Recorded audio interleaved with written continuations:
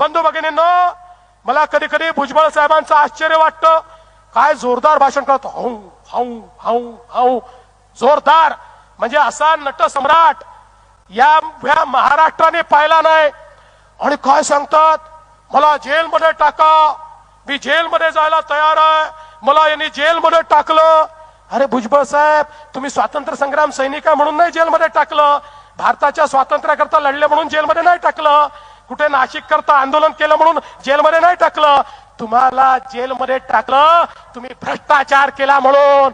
अजित पवारांना भाजपमध्ये स्थान नाही, कुठल्याही परिस्थितीत नाही. शेवटी पॉलिटिकल स्ट्रॅटेजीचा भाग म्हणून काही गोष्टी केल्या असल्या तरी देखील सांगतो, भारतीय जनता पार्टी आपल्या मूळ विचारापासून कधी दूर जाणार नाही.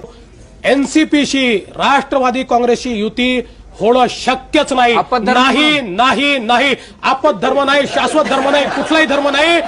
एक वेळ रिकामे राहू, एक वेळ सत्तेशिवाय राहू. एक वेळ मला कोणीतरी विचारलं तुमचा विवाह होणार आहे का, मी म्हटलं अविवाहित राहणं पसंत करेन, पण राष्ट्रवादी सोबत जाणार नाही नाही नाही.